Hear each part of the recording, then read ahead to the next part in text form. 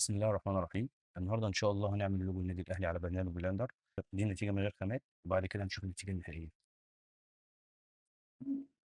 كده الكاميرا الاولى، كده الكاميرا الثانيه، وادي الثالثه، وبعد كده اللوجو المفروض هيتحرك لوحده. تمام. تعالوا بقى نشوف النتيجه النهائيه شكلها ايه.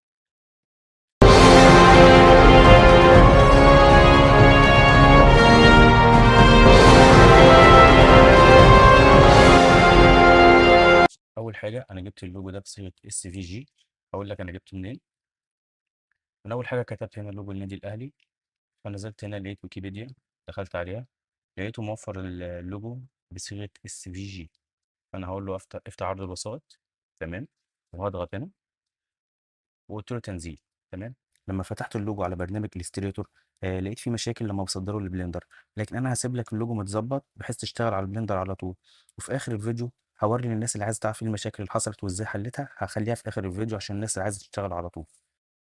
اول حاجه هفتح بلندر، همسح كل الكلام ده، هاجي على فايل، سبورت، سكيلبل فيكتور جرافيكس اس في جي، واروح على اللوجو بتاعنا واقول له امبورت. هاجي على الكوليكشن ده واقول له سيلكت اوبجكتس. تمام.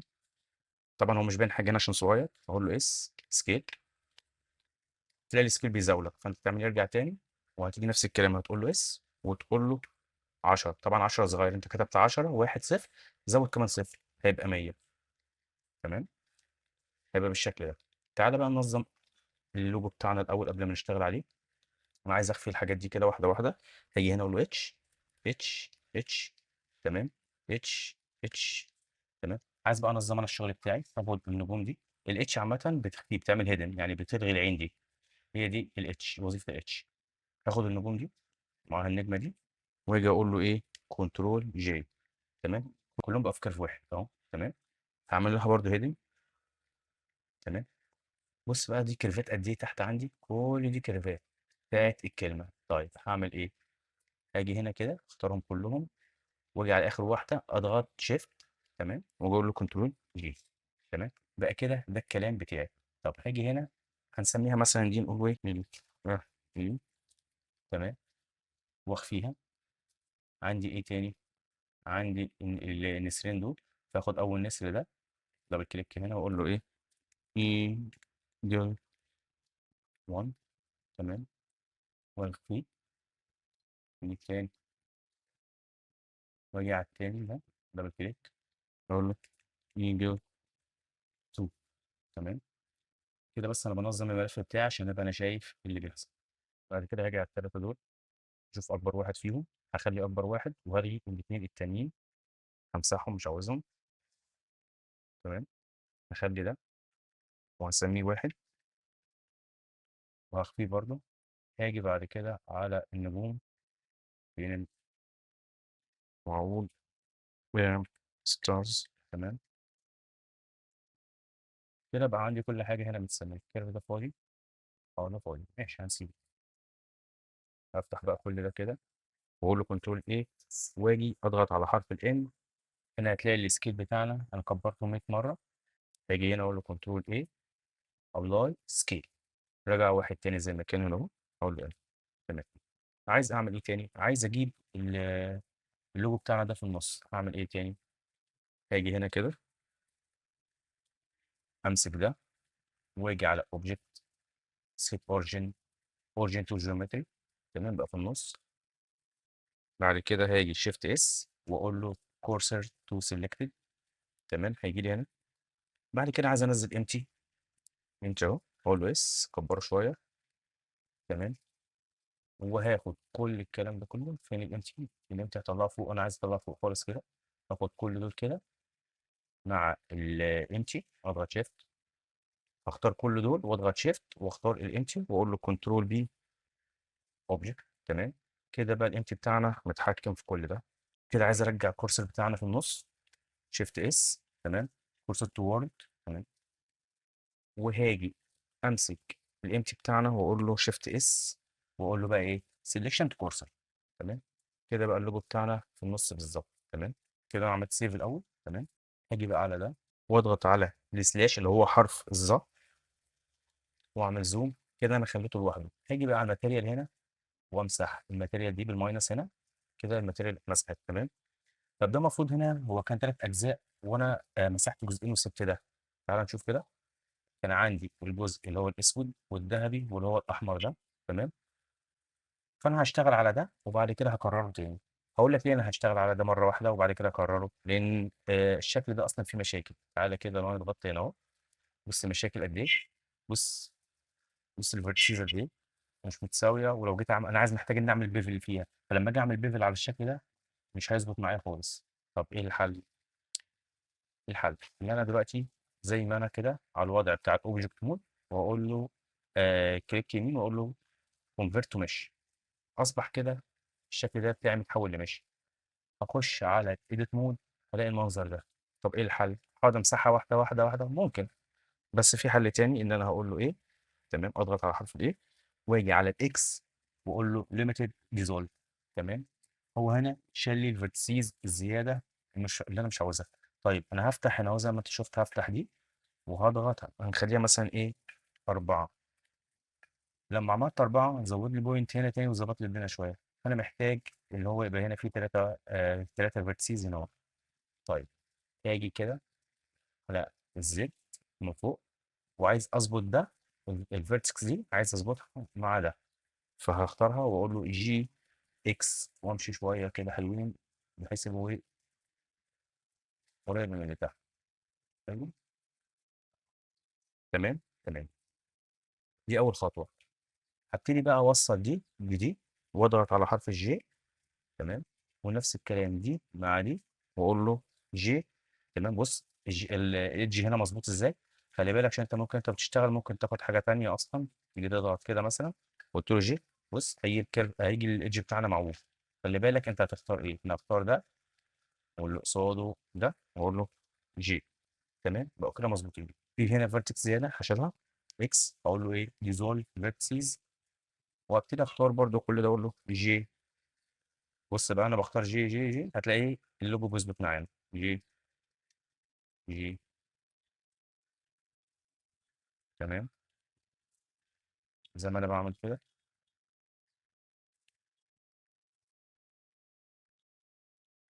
تمام. اه في واحده كمان اقول له جي. تمام. هاجي ركز بقى معايا في الحته دي. هاجي اخد الفيرتكس دي مع دي واقول له ام ات سنتر. تمام. نفس الكلام دي مع دي ايدج اقول له ام ات سنتر. تمام. هاجي على الايدج مود وهبتدي اختار واحده، يعني هختار الصف ده من الايدج، يعني هختار الايدج ده. هضغط على الت وشيفت، فهاخد واحده وافوت واحده. ادي انا خدت اول واحده هاخد الثانيه وانا ضاغط على الالت والشيفت، وهسيب واحده واخد اللي بعدها وهكذا. اسيب واحده واخد اللي بعدها، اسيب واحده واخد اللي بعدها. اقول له هنا اكس واجي اقول له ايه ديزولف ايدجز. تمام. بقى عندي المنظر ده وبقى كده ما عنديش مثلثات والتوبولوجي يعتبر نضيف. اضغط ار وابتدي ازود بس هنا ايه شويه ايدجز كده عشان ايه التوبولوجي يبقى بتاعنا مظبوط. تمام. في حاجه انا ممكن اعملها بس خليها الاول لما اخلص الاكسترود بتاعنا الاول. ممكن اعملها دلوقتي بس خلص الاكسترود الاول. تمام. ولا تعالى نعملها دلوقتي. تعالى نعملها دلوقتي. اختار دي ودي واقول له اس اكس واسحب كده شويه. تمام. هاجي بعد كده على اداه النايف، بس خلينا نخش على الزي على الزي واضغط على حرف الكي واجي اخد كده امشي بقى معاها كده كده بالنايف كده واضغط انتر. تمام. همسح دي اقول له اكس مش عاوزها ريزولف ايدج. تمام. وهاجي كده ممكن اقول له هنا جي واي اسحبها بس شويه لفوق كده كده. زي ما انت شايف ما عنديش اي مثلثات والشكل بتاعنا كويس عادي وزي الفل. كده اقدر اعمل اكسترود عادي براحتي. تمام. اخش على الايديت مود على الفيس. تمام. هختار كله اضغط ايه اي واطلع لفوق. حلو كده. تمام. اضغط الت واخد الت واختار تحت بقى نفس الكلام الت، بس هضغط المره دي شيفت والف كده شويه واخد دي برده مع الت والشيفت. الت والشيفت هنا بقى الشيفت وهاجي كده تاني شيفت والف واضغط على الشيفت كده اتاكد ان انا محدد كله كده محدد كله. تمام. هقول له كنترول بي واسحب شويه صغيرين، وبالبكره عشان اعمل اسحب بالبكره عشان اعمل واحده، وهضغط على حرف البي واسحب عشان يعمل لي الاسترتش ده. ايه بقى اللي حصل لما انا ضغطت على حرف البي؟ بص، كيرف، يعني هنا في كيرف، بص كده اهو، بص. فانا عايز اسحبها كده للاخر عشان تبقى مشدوده. الموديل بتاعنا اهو نضيف وزي الفل، ما فيهوش اي مثلثات ولا اي حاجه، تمام. اضغط على اخش على الاوبجكت مود واقول له شيد اوف شيد سموث، تمام. واجي كنترول، ولا بلاش خلينا ناخدها من هنا اهو، واجي على الموديفاير واد، واضغط على السب ديفيجن سيرفيس، تمام، واخليها 2. ادي اول جزء زي الفل طالع معانا وزي الفل، تمام. يبقى اللي هنعمله بعد كده زي ما قلنا هي متقسم لثلاثه، انا عايز اكررها كمان مرتين، تمام. وهنشوف هنعمل ده ازاي. هاجي هنا اقول له شيفت دي واكرر، واضغط على الكليك يمين واضغط على الكليك يمين هيرجع لي تاني مكانه، وده هسميه ايه؟ 2. نفس الكلام، شيفت دي وهسحب كليك يمين يرجع تاني لمكانه، واقول له دي رقم 3، تمام. عايز اشوف اللي جوه، فهاجي على الاكس راي هنا، تمام. كده عندي الثلاثه.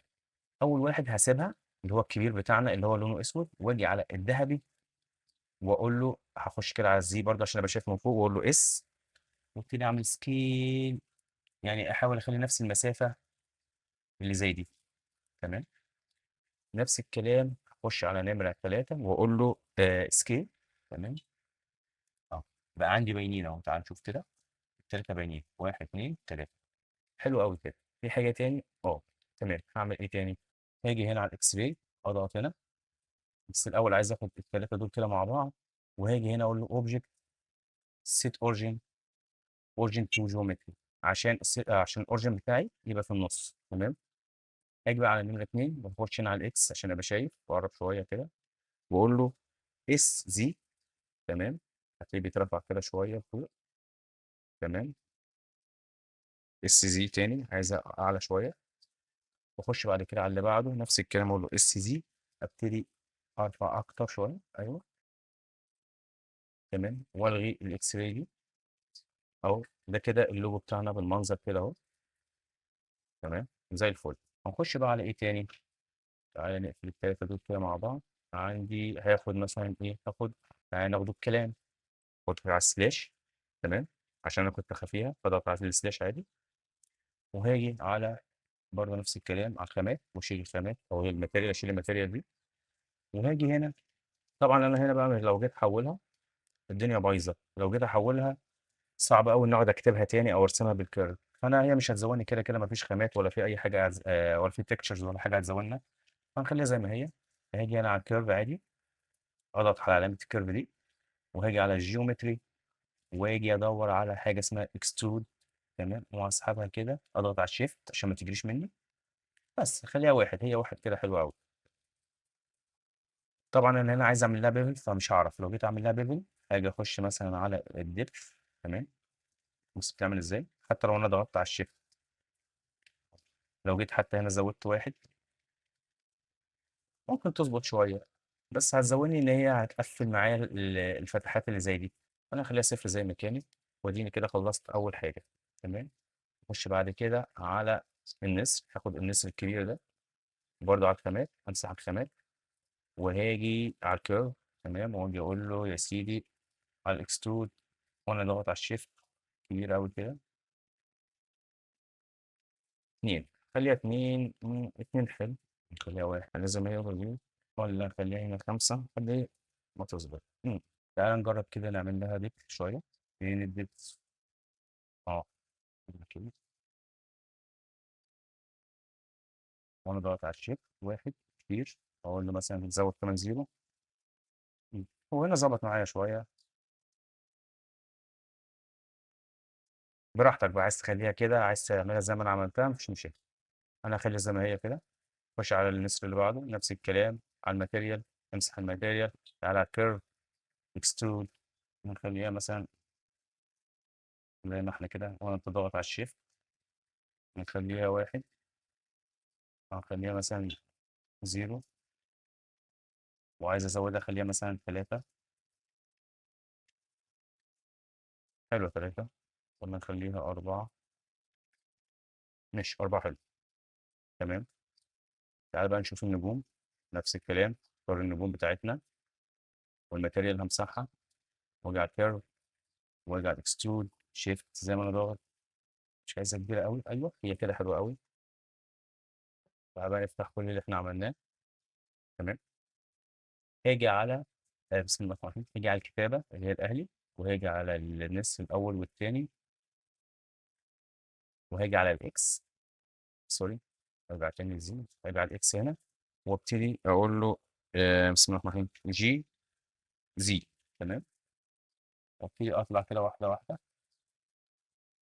تمام. هل كده مظبوط ولا عايز اطلع تاني؟ ماشي، اطلع سنه صغيره جي واي، جي زي قصدي. بس حلو كده. عايز بقى النسر التاني رقم 2 اقول له جي زي، واطلع. يبقى انت عايز تطلع انت عايز المساحه قد ايه او المسافه قد ايه براحتك. ممكن انزل الكتابه شويه ولا حاجه؟ لا حلوه كده تمام.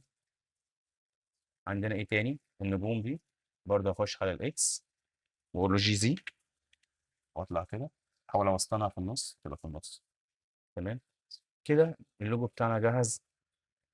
بس ناقص طبعا اللي عايز اعمله من الناحيه التانيه، برضه عايز اكرر الحاجات دي تاني. لان اللوجو المفروض ان الكلام ده المفروض كلمه الاهلي والنسر يبقوا موجودين ورا برضه. تمام. فاول حاجه هختار دول. تمام. وهاجي هنا اقول له سيت اوريجين، اوريجين تو جيومتري، عشان هم كانوا هنا، عشان اخليهم في النص، عشان لما اوريك انا إيه اللي هيحصل. هاجي اقول له شيفت دي، وهسحب كده. الت كليك يمين هينزل تاني. هاجي هنا على الاكس عشان ابقى شايف، واقول له جي زي، وانزل انزل انزل انزل انزل. تمام. تمام. بص بقى هنا ايه؟ اللوجو مقلوب. طب انا عايز اعدله، هعمل ايه؟ عشان كده انا خليت السيت اوريجين بتاعه في النص هنا أهو، بحيث لما اجي اقلبه يطلع مظبوط ما يحدفش بعيد. تمام زي ما هو كده. وهقول له ار واي 180. تمام. طب بص هتلاقي اللوجو بتاعنا اتظبط وبقى زي الفل اهو. ممكن عايزين نطلعوه شويه بس كده، هنختارهم تاني كده، وهقول له جي زي، طلعه بس شويه صغيرين كده. حلو. بس يبقى كده عندي اللوجو من ناحيتين شغال. تمام. تمام. هسيف بقى الاول. تمام. تعال اقول لك بقى ايه المشاكل اللي قابلتني لما فتحت الملف بتاع الاس في جي، لما نزلته من على ويكيبيديا وفتحته على الاستريتور. ايه اللي حصل؟ تعالى كده افتح ملف جديد، وهنمسح كل دول كده، وهنعمل نفس الكلام فايل اكسبورت. تمام. واختار دي، وارجع على الديسكتوب، واختار ده. تمام. زي ما اتفقنا سيلكت اوبجكتس. تمام. اس 100. بص بقى، اول حاجه طلعت لي ان لقيت النجوم دي متاكله. تمام. النجوم بتاعتنا متاكله ومش كامله. وتاني حاجه اللوجو، عشان خاطر هو، تعالى كده اوريك. اللوجو هنا نازل قطع، يعني بص هو مش خلفيه واحده ساده مش سوليد، لا ده متلون. هتلاقي مثلا احمر غامق، احمر فاتح، فدخل وهو متجزأ هنا اهو.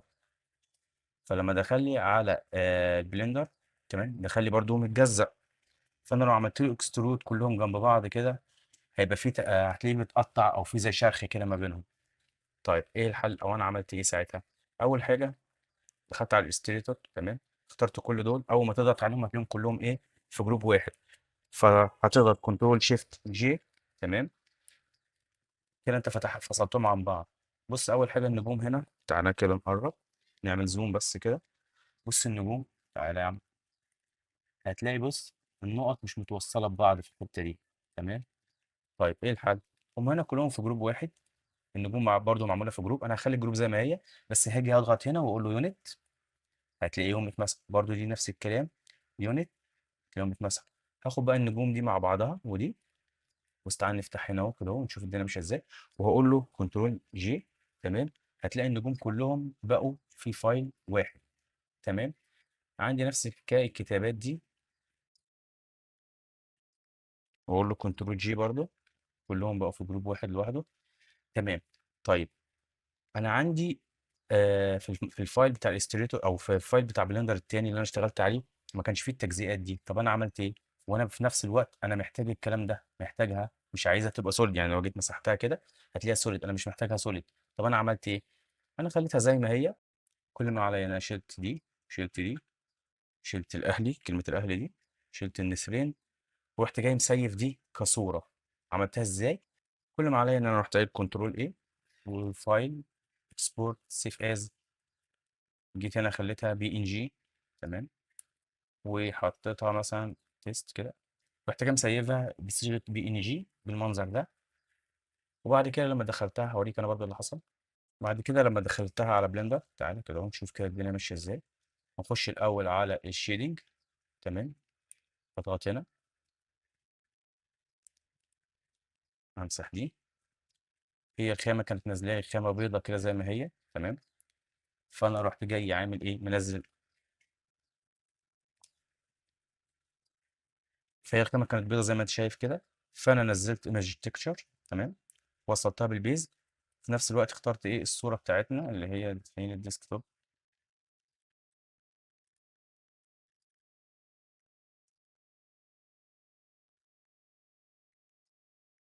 بس ورحت جاي مختارها.